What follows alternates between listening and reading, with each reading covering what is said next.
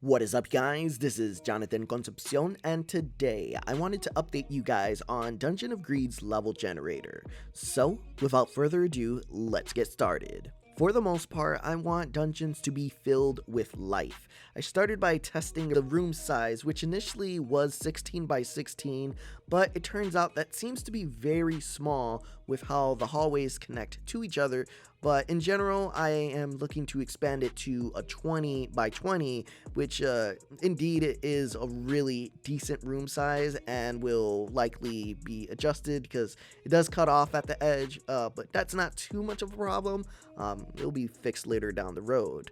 But this will also allow me to fully connect boss room maps. So it's essentially make a start room and make these huge tile maps, connect them together, and there you go. Boss room is fully procedurally generated in a way. After I did that, I coded enemy spawn points to be very procedural as far as how it's placed on the map. I also made it so that the start and exit rooms do not spawn enemies. I still have ways to go to deciding what enemies to spawn in which location, but that's not too much a problem. I think the initial idea was that enemies will spawn on the map procedurally, and it can actually be done over and over, so you can really get intricate with how you want to fight your dungeons, I should say, if you were trying to speedrun. Throughout the week, I had to rework the entire system for deciding how the wall tiles are built. The wall tiles are really not a I should say a 9 tile rule. It's more of like a 12 tile rule since the top wall is 2 tiles high. So I did have to rework the entire system, but finally got it to work more or less exactly how I wanted it to work, so that's definitely a big accomplishment.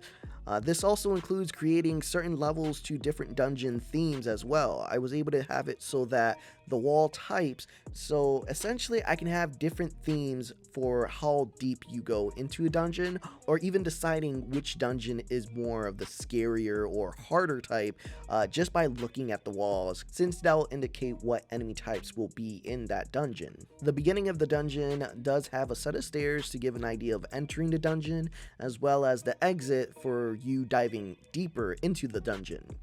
I was also able to create this important versus non-important rooms, and essentially this makes it so that the dungeon generator allows for secret rooms and also gold rooms and different types of challenges without having to really affect the main pathway or having a player get locked out because locked room was in the path of an exit.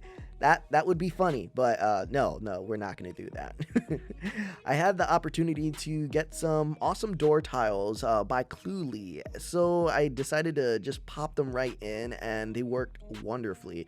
So certain rooms will be utilizing these doors, so it kind of keeps the monsters inside. And then, of course, certain ones will have a locked, so you'll have to find a key to use it if you want to get more loot. All that fun stuff. And the majority of underlying fillers, such as chairs, tables, carpets, gold piles, and more, were coded in JSON files. I should say imported, since Cluely gave me the assets, and then I was able to import it and have it working nice and neatly. A still very work in progress, the Fog of War. I mentioned doing the Fog of War, which right now it's not working the way I intended it to.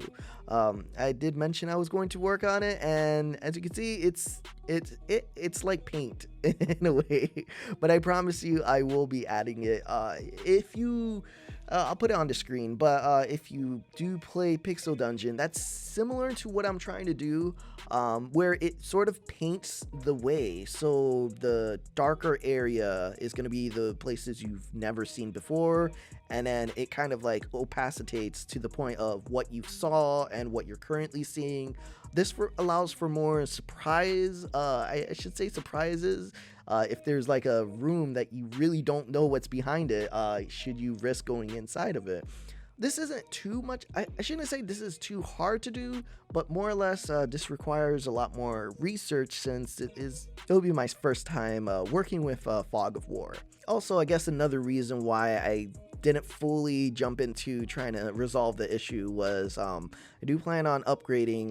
The current version of Unity that I have is, I believe, 2018, and I want to upgrade it to 2019, so it might be best to just wait it out before I work on Fog of War. That pretty much wraps it up for this video. It seems like, I know it seems like it's not a whole lot. I guess you could say it's a good amount because the rooms are actually looking more fulfilling, and there's things to actually look at instead of just the walls and the floors. So for the next video, I will be focusing on the player UI, inventory, items, and even equipping gear while updating your character visually. It has been about 2 weeks since the last video. I might end up doing it every 2 weeks only because I do have 2 daughters, and yeah, they take up a lot of my time, so I will try my best to give you as much content as possible, and the recordings as well, to show you the progress of Dungeon of Greed. So hopefully you guys enjoy this video, and for sure let me know in the comment sections. As always, I will be looking at the comments and seeing what I should add to the game.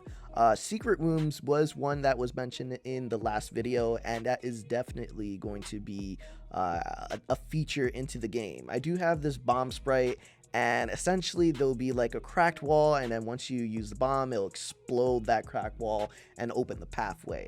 So that will more or less, I want to try to work on that the video after the next. Only because I feel like we can get items in and then we can get them working, and it'll intertwine together, I should say. Definitely, I want to thank you guys for watching, and I will catch you guys later.